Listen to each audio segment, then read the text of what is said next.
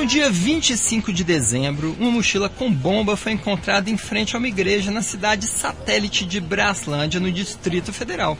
A suspeita recaiu sobre um grupo de ecoterrorismo que já havia explodido uma bomba em Brasília em 2016. E atualmente o grupo fazia ameaças ao novo presidente Jair Bolsonaro, à ministra da Mulher, Cidadania e Direitos Humanos, Damares Alves, e ao presidente da Convenção Nacional de Bispos, Sérgio de Rocha. 3 suspeitos de envolvimento com o caso foram presos no dia 29 de dezembro no município de Alto Paraíso de Goiás. Após alguns dias detidos, eles foram soltos por falta de prova no dia 9 de janeiro. E uma dessas 3 pessoas é Sandra Rosa, antiga moradora da cidade, que hoje vem ao programa trazer a sua versão dos fatos. Seja bem-vinda, Sandra. Boa tarde, Matheus. Boa tarde, Luiz. Obrigada pela oportunidade.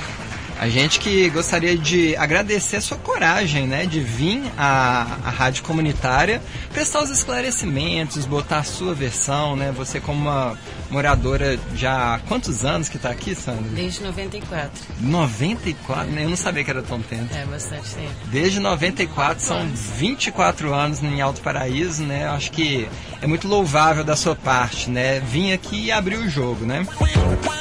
E a gente gostaria de começar perguntando, né, como é que você contaria essa história de uma forma resumida, partindo do seu ponto de vista? Bom, primeiramente foi tudo muito rápido quando aconteceu, né? Eles chegaram às 6 horas da manhã. A gente tem uma casinha alugada aqui na cidade para quando a gente veio fazer compras. E nessa ocasião eu estava na cidade. Mas a gente mora, né, no assentamento Ezusa. E então uma parte do grupo estava lá, né, no assentamento, e a gente estava na cidade. A operação foi em todos esses lugares, também em Brasília, e foi simultânea. Então, 6 horas da manhã estava acontecendo isso em vários lugares. Quando eles chegaram e pediram para entrar, né? O meu marido foi atender e eu perguntei o que estava acontecendo. Eles disseram que tinha um mandato de busca e apreensão. Tudo bem, mas eu posso saber o que está acontecendo. E aí eles leram, né, o mandato para mim.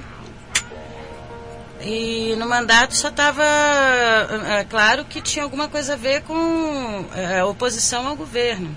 E aquilo foi ficando assustador para mim. Eu não sabia muito bem o que dizer. Na hora o quê? Tipo, será que foi alguma coisa que eu falei no Facebook? Será que é alguma coisa que eu postei no Facebook? Porque eu não saio muito, né? Então eu imaginei que fosse isso. Então, a maioria dos brasileiros acabou se posicionando de alguma forma nessas eleições. Eu pensei, bom, mas não deve ser para tanto, né? Mas eu fiquei ali e falei, tudo bem, façam o trabalho de vocês. Eles fizeram as buscas deles, pegaram os equipamentos, né, computador, celular, e falaram que ia ficar tudo bem, que eles iam pesquisar ali nos equipamentos para eu aguardar. Mas pouco tempo depois eles nos prenderam em flagrante. Então a prisão não foi junto com essa primeira abordagem? Não, essa primeira abordagem eles só pegaram os equipamentos e levaram para ver se tinha alguma forma de nos prender em flagrante. Mas enquanto isso eles ficaram nos vigiando na porta de casa. Mas a gente não estava preso ainda, né? Mas já tinha um sentimento, né, de uma coerção ali, que você está sendo vigiado 24 horas, sem nem saber exatamente por quê. Foi bem assustador, né? Eu fiquei ali esperando o que ia acontecer.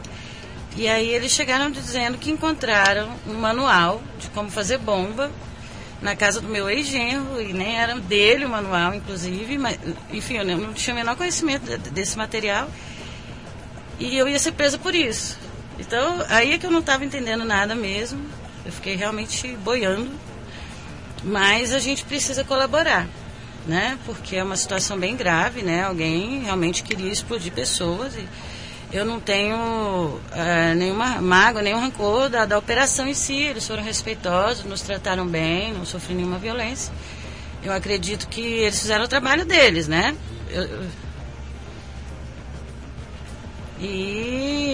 Eu só agradeço porque eles respeitaram, né, o meu neto, que ele estava presente também, né? E trataram ele bem, deram uma lanterninha, ele ficou brincando, não algemaram a gente, trataram com muito respeito, principalmente por causa da criança. E eu só fui esclarecendo a situação, né, com o passar dos dias, aí que a coisa foi aparecendo mais, né. Em princípio, eu estava perdida, não sabia. E, acho rapidinho, a primeiro momento você estava, quando você foi detida, né? Você estava aqui na cidade de Alto Paraíso. Sim.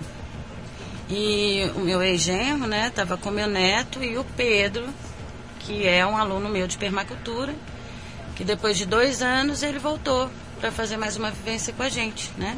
Eles estavam lá. E pelo visto, o Pedro seria o alvo das investigações. Parece que ele era o principal suspeito de envolvimento com terrorismo. E, enfim, eu recebo muitas pessoas, a gente faz várias vivências de permacultura, né? E algumas pessoas ficam como voluntárias um tempo com a gente e tal. Mas depois de 2 anos, assim, eu não tinha como saber nada. Enfim, de qualquer forma, também não foi provado nenhum envolvimento dele. Ele também está solto. Mas enfim, foi mais ou menos por causa dele que eu acho que acabaram acreditando que eu tivesse envolvimento. Aí acho que somaram com as minhas postagens críticas e fizeram esse cenário, né, que eu acredito que se eu fosse terrorista eles teriam conseguido mesmo, né? Então o que você está dizendo é que ele já estava sendo investigado, o Pedro, né? Você recebeu num curso de permacultura que vocês ministram lá na terra de vocês no assentamento, né? Que é próximo aos Couros? Isso, próximo às Cataratas dos Couros. Ah, legal. E então ele foi, vocês não têm controle da ficha criminal de todo mundo que participa, não, né? Faz esse tipo, se bem que agora a gente está até pensando no assunto. Você sabe que aqui, inclusive, Luísa, a gente passa por uma situação muito parecida no grupo de caronas, né?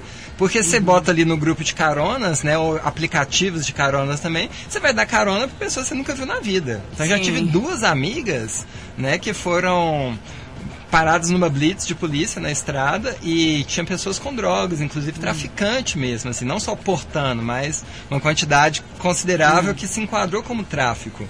E é difícil, porque Alto Paraíso é uma cidade turística, você não tem 100% de certeza com quem que você está lidando, né? Sim, é complicado. E mesmo porque o público da gente são de pessoas bem críticas, são bem jovens, né? A faixa etária de 20 a 30 anos. E, enfim, né? Que fazem postagens também, né? Tem uma visão de mundo. Mas daí é você imaginar que estaria envolvido com alguma coisa desse tipo é complicado. Mesmo porque também, na verdade, no final das contas, eu acredito que ele é só um pouco rebelde, mas não fez isso, né? Entendi. Porque no final das contas a polícia recebeu uma informação, né? Que o site dos verdadeiros terroristas foi atualizado. E nessa atualização a gente estava preso ainda. Então não tinha como ser a gente. Foi quando eles assumiram e realmente aí, serem os donos da bomba. E que não era tão fácil assim prendê-los. Que na internet comum, né, porque a maioria desse trânsito do grupo, né, acontece na Deep Web, né, que é a internet que funciona à base de criptografia e tal. Mas no internet comum estava ali num blog que era Maldição Ancestral, né? Sim. E o grupo é Sociedade Primitivista Secreta, não? Agora eu já até esqueci. Silvestre Silvestre assim, Secreta, isso. Sociedade Secreta Silvestre. Isso. Obrigada, Luísa. E você nunca tinha ouvido falar desse grupo antes? Não, a primeira vez que eu ouvi falar foi a polícia que me falou, inclusive das bombas e tal. Eu tomei conhecimento porque eles me contaram, né? Não fazia ideia mesmo porque eu passo muito tempo lá na Esusa, né? Eu venho para fazer compras e voltar. Aí nesse ínterim, sim, eu vou lá no Facebook, faço umas atualizações. Você não tem acesso à internet na Esusa? Não, na Esusa não. Então, foi nessas situações aí que eu vendo a situação do país, realmente eu fiz as minhas postagens e continuo fazendo, continuo vivendo a minha vida como eu sempre vivi. Inclusive o nosso trabalho lá foi bem admirado, né? Durante os interrogatórios eles tiveram conhecimento do que a gente faz. E, na verdade, eu saí de lá, né, muito querida, todo mundo achando bacana o que eu estou fazendo. Pelos policiais? Né? Sim. Polícia Pelos Civil, investigadores, né? A Polícia Federal. Sim. Federal. Mas, admirado em que sentido, assim? Tipo, nossa, eu acho a permacultura muito legal.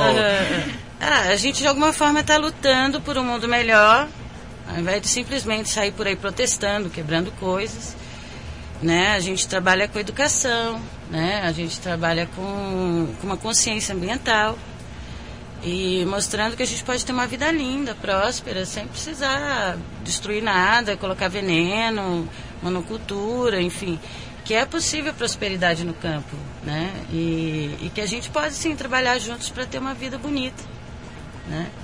Então, isso não dá para encaixar como terrorismo. A gente busca uma autonomia, sim. e por afirmar isso como uma coisa que é a missão da minha vida, eu acho que foi mais fácil enfrentar toda essa realidade que eu vivi, né? Porque eu sempre fui muito firme no que eu faço. E aí eles falaram, a investigação vai apertar, porque seus equipamentos estão apreendidos. Eu falei, ótimo, porque aí vocês vão perceber isso, né? E o que era de equipamento? Computador, tinha o notebook de cada um, o celular de cada um, e não tinha nada demais, então eu fiquei feliz por isso, porque como não tem nada demais, então... Não tinha nem um nudezinho ali para entregar. Pois né? Nesse caso, né, não dá para saber direito, não lembro. O nude nos couros, né, que ali perto. Enfim, né, couros. Mas você está sem seus equipamentos até hoje? Isso, a gente ainda não recuperou porque eles continuam as investigações, né? Então, o nosso processo foi arquivado. A gente não está sendo diretamente investigado, né? Mas parece que como a operação que deu origem à nossa prisão continua, então os equipamentos ficam lá. Ainda não sei direito como é que funciona isso, porque a gente só vai para reunião com os advogados sexta-feira. E aí que eu vou ficar sabendo esses detalhes. Pois é, e a gente fica com aquela impressão, né, que a gente está fazendo um programa e estamos sendo ouvidos, né, tipo... Que foi o nosso assunto um pouco antes das férias, né, aquela história de controle... É verdade, no Central Debate. A gente tem um programa de debate, a gente estava conversando sobre o vigilantismo, né, até que ponto a gente é vigiado pelas grandes corporações, até que ponto o governo tem acesso a isso, a polícia, os civis de inteligência, né, que tem que ter um certo acesso, mas não pode ser ilimitado, né, pelo menos eu defendo isso. Mas às vezes a gente fica brincando, nossa, imagina a Polícia Federal escutando, o grupo terrorista escutando, né? A gente chega em casa, os dois estão lá pra matar, a gente se matam e a gente continua a nossa vida tranquilamente. Tô brincando, né, gente? Isso porque não tem nem como saber onde é que começou, né? Porque a gente às vezes tá ali só postando uma coisa, de repente tá lá a Polícia Federal e realmente foi uma coisa de cinema, né? Porque teve helicóptero, cachorro farejador de bomba, escopeta, atirador de elite. Isso no momento da detenção? Isso. Então eu fiquei imaginando a reação das pessoas, porque foram 2 dias aqui que fecharam a cidade, a internet não estava funcionando. Então, né, eu fiquei imaginando, né, o Marcos, meu companheiro, né, ele me falou que realmente todo mundo ficou sem saber o que aconteceu, né. Alguns falaram que era tráfico, que era coisas assim terríveis, que eu matei alguém. Meu Deus. Ninguém sabia direito, só imaginaram que aquela movimentação toda, né? Vai longe. Pior, né? Aquele monte de carro, aquele monte de policial, né? Inclusive, quase prenderam algumas pessoas na cidade justamente por causa da operação. A gente já está aqui, né? Vamos levar. Aproveitar e dar uma limpa, né? Economizar recursos, né? Contenção de recursos. Pois aí então... E foi uma operação meio, assim, rápida, porque era 31 de dezembro. Ele assumia a presidência, né? Isso, era 31 de dezembro. Foi 31 de dezembro, né? 6 horas da manhã que eles nos abordaram. E a prisão em flagrante foi confirmada às 17h51. Então, e por ser dia 31, estava todo mundo realmente querendo voltar para casa e que desse tudo certo, né? Então a operação não foi truculenta, não teve violência. Isso é uma coisa que eu achei muito legal de você comentar, porque pelo tamanho da operação, helicóptero, carro, cães, farejadores e tudo mais. E uma coisa que deixou muito bem claro foi que sempre foi tratado com muito respeito, não teve a violência, né? Porque a gente sempre vem com aquela imagem que a gente tem da polícia mais agressiva, que é o que transmite nos filmes, nas notícias dos jornais. Seu neto foi bem tratado, fizeram de tudo para não traumatizar uma criança. Então, tem até uma parte que foi, assim, é bacana de se ver que, mesmo sendo uma operação que de grande porte, em nenhum momento eles utilizaram da violência, Não, mantiveram sempre pelo uma postura contrário. muito digna, né? Eu fui escoltada bacana. pelo chefe da operação e tinha uma policial federal feminina do meu lado. Foi muito gentil comigo e me trataram super bem na horizontalidade. Inclusive a gente começou a falar sobre feminismo. Você e a policial. E os policiais envergonhados, né? Porque o machismo é meio arraigado em vocês, né? E eles estavam ali quietinhos enquanto a gente estava falando. A polícia também é muito grande, né? Infelizmente, assim, a força policial, o machismo pois ainda é maior. Ela falou, Sandra, você não sabe o que eu aguento. Então foi um clima descontraído, né? Em momento algum houve truculência da polícia, então eles estavam fazendo o trabalho deles. Só agradeço, porque realmente seria bom encontrar essas pessoas, né? Ô Sandra, e só explica pra gente, eles estavam na suspeita do Pedro. Qual suspeita? Por que que o Pedro era alguém tido como suspeito pela Polícia Federal e Civil? Bom, o Pedro ele é anarquista e tem participado ativamente das manifestações que vêm sendo feitas pelas lutas em geral, né? Pelos direitos das pessoas. Ele tem sido bem presente em São Paulo nesse cenário. Mas nada que fosse desse nível, né? De arriscar a vida de pessoas. Ele tinha pichado, né? Uma estátua que representa os bandeirantes, né? E foi aqui em Goiás mesmo que ele descobriu que não é bem assim a história dos bandeirantes. E ele saiu daqui de Goiás assim meio chateado. E fez tipo, isso. Os bandeirantes mataram muitos índios. E resolveu pichar de sangue para mostrar que eles tinham sangue nas mãos. A gente nunca provou essa ação dele, eu fiquei chateada, inclusive. Mas, enfim, foi uma... Que é enquadrado num ato de vandalismo. Sim, mas bem ele cumpriu, público, né? ele cumpriu a pena. Sim. Ele fez tudo direitinho e tal. Ele demorou 2 anos para voltar por isso. Então era só isso que eu sabia. Essa uma travessura irresponsável, mas que não arrisca a vida de ninguém, né? Que foi a acusação. Então, e o tempo todo os policiais falando que não tinha nada a ver com isso, que era outra coisa, que eles desconfiavam que ele realmente era do mal. Se ele é do mal ou não, eu não sei. Não tem como a gente saber, né? Superficialmente. Mas que, poxa, eu duvido muito que ele seja terrorista realmente. Então a sua suspeita foi exatamente por estar ligada ao Pedro nos cursos. Isso, ele participou como voluntário, né? Durante 3 meses ele participou de uma vivência lá, né? A gente faz umas imersões, onde a gente desconstrói alguns valores, né? Não é simples, não é da noite para o dia que você se torna permacultor, começa a ver o mundo de maneira sustentável. E ele gostou muito, mudou muito a vida dele mesmo. E ele estava louco para voltar, estava só esperando resolver essa questão, né? E assim que ele foi liberado, que ele cumpriu a pena alternativa e tudo, ele veio. Então, para mim, estava tudo bem. De repente, quando eu vejo aquela surpresa de Réveillon, né? Não foi fácil. Só num detalhe que você falou, você acabou de dizer que tem vivências para desconstruir alguns valores. Que tipo de vivência? Aí eu vou até fazer um parêntese, porque uma vez eu estava na aldeia multiétnica aqui, chegou um grupo de anarcofeminismo, né? E elas falaram assim, a gente quer propor uma vivência aqui com os índios. Aí a antropóloga responsável pela aldeia perguntou, bacana, qual tipo de vivência? Uma vivência para liberar a gente dos tabus do patriarcado, então a gente vai ficaremos todos nus, a gente vai tocar uns aos outros, os corpos uns dos outros, e com isso a gente vai quebrar, né, todo o patriarcado intrínseco que está dentro da gente, inclusive dos índios. Aí a antropóloga ficou olhando aqui e falou, velho, tipo... Você não tem nem o que falar, né? Exatamente. O choque é tão grande. Então, quando fala vivências para desconstruir valores, a gente pode estar falando de um universo gigantesco. É verdade. Né? A gente vai desconstruir o que a gente consegue no respeito mútuo. Mas como na prática? Bom, por exemplo, a gente está sendo criado para competir e consumir. E são coisas que a gente vem trabalhando para, no dia a dia, mostrar. Olha como você está sendo competitivo agora, nesse momento.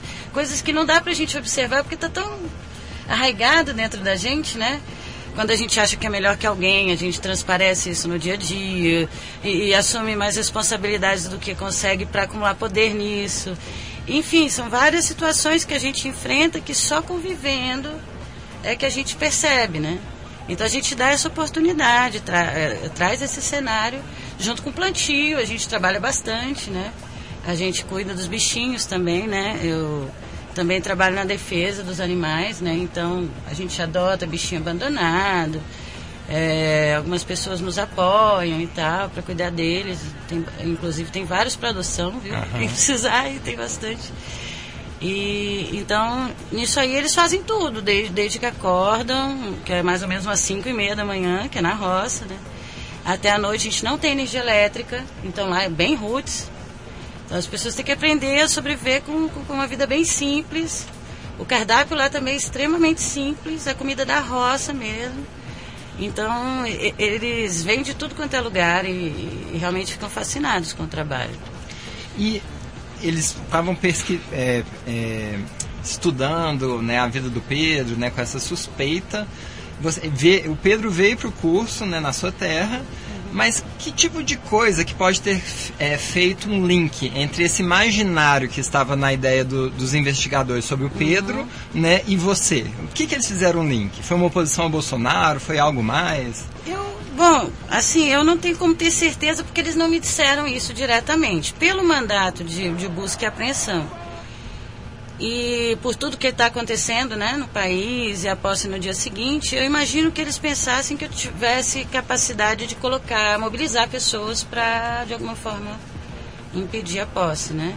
Você está querendo dizer, então, que, por exemplo, no Facebook você é uma pessoa muito atuante contra o atual governo? Não necessariamente contra o atual governo, mas contra as injustiças sociais em geral. Sim. E realmente o sistema eleitoral em si é que é alvo do meu questionamento, né? Tanto é que eu não votei em ninguém. Então, uma visão bem anarquista, assim, né? Eu não sou petista, e assim, mas muito respeito também, porque eu acho muito chato alguém ficar na cadeia sem ter feito nada de errado. E até hoje eu não sei, né, por que ele está preso, mas a gente precisa ter uma postura crítica, né? E eu busco me informar bem, geralmente eu só posto coisas com fonte confiável. Eu vou ver se é fake news, eu vou no farsas, eu não faço um trabalho irresponsável, né? Então, são 6 páginas que eu mantenho há anos, desde o tempo do Orkut, trabalhando com isso, né? Então, eu acredito que devem ter imaginado que isso pudesse trazer algum tipo de ameaça, né? Mas não, eu estava tranquila, não estava pensando em nenhuma manifestação, né? E como é que tem sido a sua vida depois de tudo isso que aconteceu, de ter saído dessas acusações injustas, você ter sido presa? Como é que tem sido a sua vida depois? Olha, Luísa, eu não posso dizer ainda que eu retomei minha vida, né? Embora a gente tenha que se manter forte, eu sou uma pessoa muito firme. É claro que eu estou muito baqueada, né? Eu fui para um presídio, né? E foram 9 dias de inferno e também eu voltei para uma cidade que eu amo, mas ela é pequenininha. E eu não sei direito como as pessoas estão recebendo isso, né? Eu corro o risco de perder minha terra, né? Por causa disso. Por causa disso, né? Essa semana a gente vai ver, né, lá no INCRA como é que tá, porque os policiais foram lá também, né? Então eu não sei ao certo como é que vai ser, mas a gente está esperando que vai dar tudo certo, porque afinal de contas eu fui inocentada, né? E a minha esperança é que, poxa, lembrem como é que é, né? Tipo a Sandra mesmo, a mesma pessoa, não é nada além daquilo que todo mundo já conhece, né? Eu sempre tive uma posição crítica, mesmo quando eu trabalhei na prefeitura. Então, continuo sendo a mesma pessoa. O tratamento das pessoas mudou com relação a você agora? Eu tenho saído pouco na cidade justamente porque as pouquíssimas vezes que eu consegui sair, eu percebi, sim, olhares, desconfiança, cochicho. E até pessoas que nem, que inclusive apoiam o PT e tal, também foram hostis, enfim, é complicado, sabe? Não tá fluindo e o chato também é ter que ficar explicando, né? Então eu fico muito feliz dessa oportunidade na rádio, né? Para as pessoas compreenderem o que aconteceu e tal, para poder retomar minha vida, né? Voltar para a roça, né? Seguir o caminho, cada um seguir e tal. De alguma forma isso abalou os cursos que vocês dão lá na sua terra? No momento eu não estou em condições, não. Eu ando tendo umas crises de pânico, ainda está difícil. Ainda vou tentar retomar minha vida ainda, mas por agora a gente provavelmente não vai estar trabalhando, né? Mais para frente, talvez depois do Carnaval, na Semana Santa, a gente retoma os nossos trabalhos em permacultura. Maravilha, maravilha. A gente está chegando agora no final do nosso primeiro bloco. Sandra, tem alguma música em português que você gostaria de ouvir? Vamos ver se tem aqui nos nossos arquivos.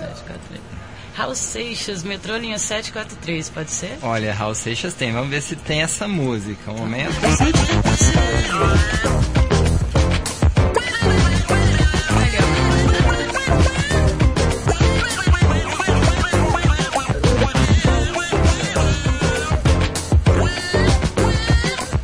Maravilha, maravilha. Hoje estamos conversando com Sandra Rosa, que foi suspeita, né, de envolvimento com o terrorismo, né, de inclusive fazer parte de um grupo que atentava contra a vida do presidente Jair Bolsonaro, né, foi solta por falta de provas e está aqui hoje para trazer sua versão do caso. E agora a gente vai ouvir Raul Seixas, Metrô Linha 743.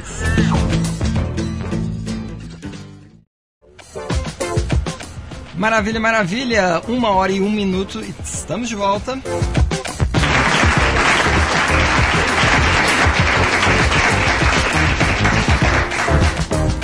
Hoje estamos recebendo Sandra Rosa, que foi suspeita de envolvimento com terrorismo, liberada por falta de provas. Hoje vem à rádio explicar a sua versão dos fatos. Então, Sandra, conta pra gente um pouquinho como é que você veio pra Alto, quais são as atividades que você desenvolveu aqui na cidade durante esse tempo. Legal. Bom, eu era bem novinha ainda, né? Tava iniciando na universidade. Resolvi conhecer São Jorge, vim com os amigos e não consegui voltar mais pra minha vida, só isso mesmo, foi amor à primeira vista. Apaixonou e não largou mais. 6 meses depois a minha mãe foi lá, minha filha, eu pensei que você tinha morrido e tudo. Foi bem engraçado na época, todo mundo riu, né, velho Joe, Pelé e tal, porque eu toda independente, já tinha virado guia, já tava super... né, introduzida, né, na vila, e aí chegou minha mãe para me buscar, né, cadê e tal. E aí o pessoal até riu muito de mim, ficou um tempão, né, nessa brincadeira, né, de que a Riponga era dondoca e não sei o quê.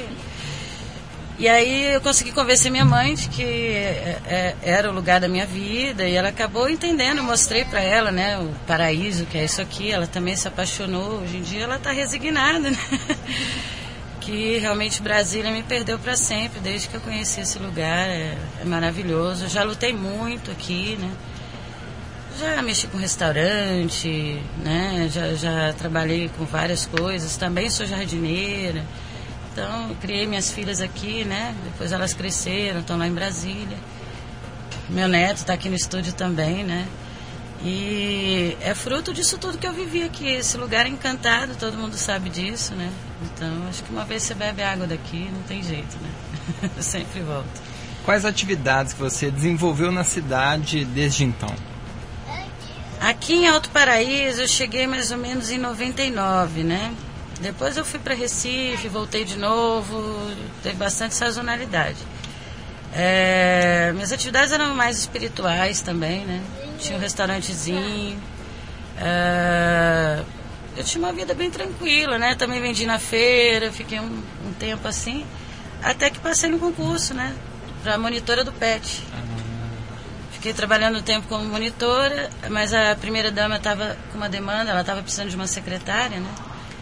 E aí eu fui realocada na Secretaria de Promoção Social e fiquei trabalhando com ela uns 2 anos, né? A minha filha caçula precisou de mim em Brasília, então eu tive que me ausentar da cidade por 1 ano e 4 meses, mais ou menos. E então eu me desliguei da prefeitura, né? E quando eu voltei com essa firme decisão de ir para o mato, procurar uma terra e plantar. O pessoal da Isusa, inclusive, me convidou para ir para lá e ficar em algum lugarzinho até o INCRA chegar e poder me assentar. E eu tomei conhecimento do acampamento que estava tendo lá e resolvi aderir à luta, né?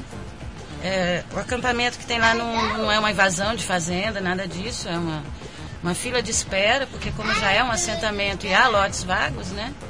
A gente ocupou para que o INCRA pudesse ver, né, a real necessidade de cada um para poder assentar. A gente já está na fase final desse processo, Então, a qualquer momento a nossa terra vai sair, claro que vai depender da conjuntura federal, né? Ainda está tudo muito nebuloso nessa área, a gente não sabe o que vai acontecer com a reforma agrária. Mas, assim, o processo estava bem adiantado, né? Até dezembro eles já tinham cortado a terra, o agrimensor estava lá fazendo todo o trabalho e a gente espera que dê continuidade, né? Embora tenha mudado totalmente o staff, né, do INCRA, eu acredito que vai dar continuidade, né? Nossa esperança. Vamos voltar na experiência que você teve de ser detida. Como é que foi essa experiência? Onde que você ficou? Nossa, essa é a parte que eu queria não lembrar mais, né? Porque, enfim, agora que eu voltei para casa, que tá tudo bem e tal, às vezes eu penso, será que isso aconteceu? Eu tava presa, né? Porque, gente, quando a gente vê um carro da polícia passando, a gente já fica assim, nossa, já pensou se eu tivesse que ir para um camburão daquele? Tudo isso aconteceu comigo, né? Então, é um pesadelo. Primeiro que é difícil acreditar. Então, os 9 dias que eu passei lá, todas as vezes que eu acordava e via que eu estava ali, era tudo muito surreal. Eu não estava entendendo nada. É realmente perturbador a política carcerária, né? É perturbadora a maneira como eles resolveram, as políticas públicas resolveram que devem ser tratados os presos. Eles podem estar certos, podem estar errados, mas eu estava lá dentro e eu era presa e eu não gostei nem um pouco, né? É absurdo, a comida é ruim, enfim, são celas superlotadas, né? Mas a comida é ruim como? De sabor insuportável mesmo. Tanto é que a maioria das marmitas assim?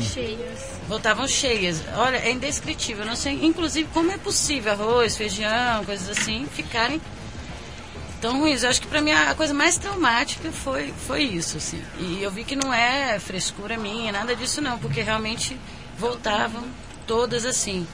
Não sei o que é, deve ser... Dizem que colocam sal na comida para diminuir a libido dos presidiários e que tem uma lei que obriga a fazer isso. Colocar sal? É um tipo de sal que parece que diminui a libido. Acredito que deve ser isso que traz esse sabor, assim, que é quase intragável, sabe? Mas eu tive também muitas experiências positivas lá dentro. Não foi só sofrimento, não. Eu pude testemunhar também a vida de muita gente. Eu pude testemunhar a vida de muita gente que está passando situações até piores, não tem muita esperança de sair dali. E muitas vezes está ali nem por causa de um crime que cometeu diretamente, né? A grande maioria, inclusive, está lá por causa do marido. Então, você vê uma realidade bem dura, né? E pessoas que nunca recebem visitas. Então, eu aproveitei também para aprender um pouco, né? E a fé das pessoas também, eles fazem um monte de culto, né? O tempo todo, estão sempre orando, cantando. E embora o ambiente seja de sofra, fique triste, elas dão um jeito, dão a volta por cima, né? Se negam. Você ficou na colmeia lá em Brasília? Fiquei na colmeia. Cela limpinha, todas as detentas me trataram muito bem. Quantas detentas por cela? Na cela cabem 8, na minha tava com 11. Entendi. Então assim, nem tava tão lotada, geralmente são 15. Então, mas assim, eu aproveitei para aprender um pouco, né? Perguntei muita coisa, queria saber como é que era a vida delas, porque que elas estavam lá.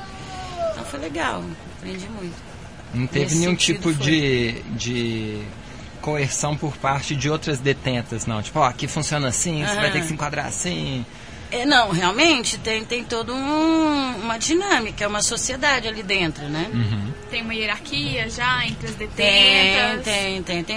Tem tudo. Tem todo um código, tem todo um respeito mútuo, que é a base lá da convivência. Eu achei legal. Tem a ver com o que eu faço também. Respeito mútuo, acho que é tudo, né? Uhum. Então é isso, não tem briga, né? Não tem briga, eu acho que isso é diferente, né? Porque é um presídio feminino. Acho que diminui bastante isso. A vida delas é muito dura, tanto no presídio quanto fora, né? Eu fico feliz que pelo menos aqui fora a minha vida é tranquila, né? Mas elas vivem numa realidade muito pesada, né? A maioria vem da periferia e tudo mais, então já são naturalmente agressivas. Então é aquele ambiente, né? Onde existe a coerção policial e pessoas que, algumas delas realmente seria bom manter ali, porque, né? Enfim... Eu fiquei numa ala, inclusive, com pessoas bem perigosas e tudo. Mas eu tiro tudo como uma lição, né? Eu, sei lá, de alguma forma eu acho que eu devia estar lá, vendo aquilo. Né? E como é que é o tratamento dos policiais com relação às detentas? Impessoalmente falando, assim, porque não é nada assim, vou tratar a Sandra assim porque ela é terrorista. Não teve isso. Mas eu acredito que a política carcerária é muito parecida com o que fazem nos Estados Unidos. Então é aquela coisa bem certinha, bem objetiva, contagem de presos o tempo todo, é um procedimento bem rigoroso, assim, é bem quase militar, assim, né? Então a ordem se mantém, as coisas são bem... Mas não tem maus tratos, agressão? Não, só quando realmente uma detenta extrapola, assim, mas não, geralmente elas ficam tranquilas lá e esses procedimentos acontecem quando começa a ter muito barulho e tudo, mas no geral é só para manter a ordem, né? Uhum. Mas estando tudo calmo, elas nem interferem na vida, no dia a dia das detentas, não. Então, fica todo mundo lendo, fazendo alguma coisa para manter a mente, né? Sã, né? Sã. Que tipo de pensamento que ocupou sua mente enquanto você estava detida? O nosso trabalho. Eu senti que de alguma forma, se a gente chamou atenção dessa forma, é porque a gente está acertando de algum jeito. E os interrogatórios também me ajudaram muito a entender isso, né? O meu papel na sociedade, aquilo que eu venho fazendo. Na verdade, só me deu vontade de ir mais, né, naquilo que eu faço. E agora eu não tenho dúvida de que esse é o meu trabalho mesmo, que é lidar com jovens, que é trazer essa visão de mundo, de que a gente pode sim ser muito feliz e a gente não precisa de iPhone para isso. Né? E às vezes o iPhone até atrapalha, né? Ou não.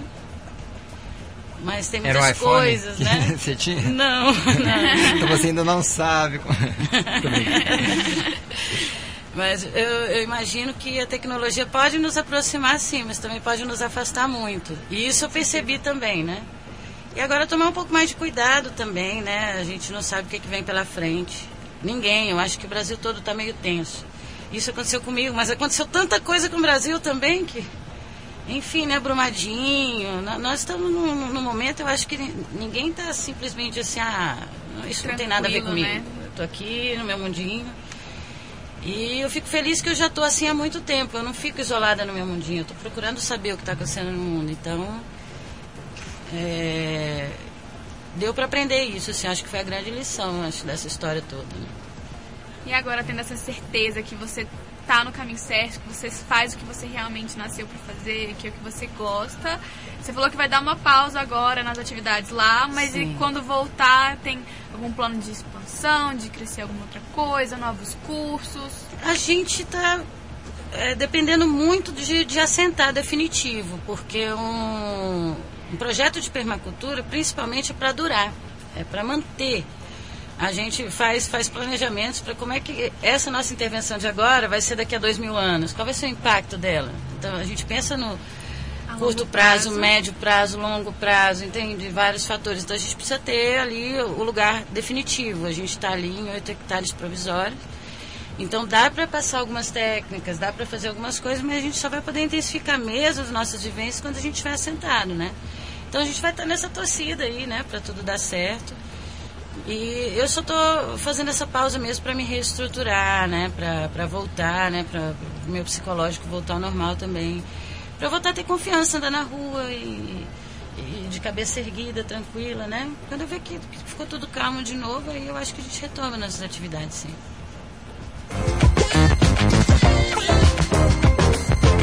Você enxerga a possibilidade de retomar sua vida sem grandes abalos, apesar de toda a experiência difícil que foi passar por isso? Então, Matheus, esse cenário político atual, não dá para ter muita certeza do futuro. E eu não seria verdadeira com você se eu falasse outra coisa. Me incomoda o fato de eu ter sido investigada e ainda estar, né, sob investigação da Polícia Federal num momento como esse, no nosso Brasil. Eu não sei realmente se parou por aí. Uhum. Eu sei do que eu não fiz, mas como diz, eu não sei se eles acreditam nisso, né? Eu fiz o possível para que eles percebessem isso, eles não encontraram nada que me incriminasse, mas eu não sei o que vai acontecer realmente. E isso também me faz querer respirar também um pouco, né? Ver o que sucede. Então, vou estar atenta aí, né, às notícias para saber o que está acontecendo. O nosso destino, mais do que nunca, está atrelado ao destino do nosso país. Né? Mais do que nunca, eu acho que todas as nossas decisões vão ter que meio que ficar em suspenso. Tá? Mas quais são os seus maiores medos diante da atual conjuntura política? Bom, eu não sei, mas é possível que venha a ocorrer o fantasma da intervenção militar, por exemplo, possa vir a ocorrer isso. E a interpretação do que seja certo ou errado por essas pessoas é diferente das pessoas civis. A visão de mundo que as pessoas civis têm é outra. Então, quando essas pessoas, até que seja por uma boa intenção, para o Brasil voltar ao normal, mas elas têm uma visão de mundo diferente, né, das pessoas em geral, então eu imagino que vai aumentar uma repressão, né? E eu espero que não. Né? Eu estou torcendo muito para a gente continuar vivendo numa democracia e para que outras medidas sejam tomadas para a gente voltar a ter estabilidade política, né? Que não seja necessário haver uma intervenção militar. Mas é claro que a gente se preocupa em estar em evidência, né, num momento como esse, né? É só isso que me deixa um pouco nervosa, mas também eu tenho umas amigas médicas que falaram que é super normal eu estar sob estresse pós-traumático. Então também rola um pouco de paranoia e a gente fica um pouco apreensiva, interpreta, por exemplo, um olhar como se fosse pra gente, às vezes nem é. Então que isso pode estar acontecendo também por tudo que aconteceu comigo, eu posso estar passando por um estresse pós-traumático e tal, e pode passar daqui uns dias. Então, por isso mesmo, eu prefiro estar mais recolhida e tal, sem fazer muitos planos. Sandra, tem alguma pergunta que a gente não te fez e que você gostaria que a gente fizesse? Nossa, eu estou me sentindo super contemplada, sabe? Eu acho que eu consegui desabafar, falar o que eu queria dizer para todo mundo, né? E agradecer as pessoas que confiaram em mim, as pessoas que me mandaram, né, pelo menos um oi, e que em momento algum acreditaram que eu pudesse, né, ameaçar a vida de alguém. E pedir desculpa se eu trouxe algum transtorno para a cidade, né, porque na verdade eu não queria trazer de forma alguma. Por mim eles não teriam vindo mesmo. Então, né, tudo aquilo que aconteceu em plena véspera de Réveillon, teve gente que não pôde mandar mensagens para os outros e tudo mais. Então, mas que legal que a gente também pode contar com a polícia, porque afinal de contas essas pessoas tentaram explodir uma igreja na noite de Natal, gente. É absurdo ser confundida com pessoas que são capazes de fazer isso com alguém. Então, E realmente é estarrecedor imaginar que essas pessoas estão aí. Eu tenho família, eu tenho meus netos e eles podem ir numa igreja, inclusive, né? Eu estou torcendo muito para encontrar essas pessoas o mais rápido possível, porque aí sim eu vou me sentir livre, né? E realmente eu acredito que a polícia faz bem e onde pode ser que estejam, né? Então por isso que eu estou tranquila de terem feito tudo isso para encontrar essas pessoas, porque né, são monstros, e se eu fosse esse monstro era melhor eu estar lá mesmo, né?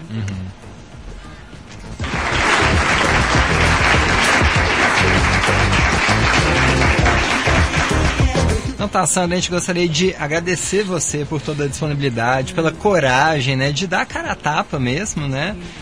Eu sempre deixo o celular à vontade, o pessoal mandar pergunta. Não veio nenhuma, né?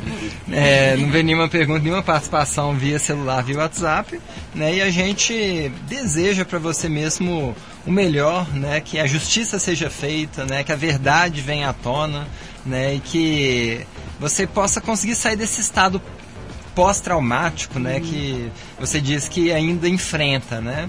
E seus dias possam ser leves também, né? Muito obrigada, Matheus. Obrigada, Luísa. Obrigada, Paraíso FM, pela oportunidade. Valeu, até a próxima, viu? Até a próxima.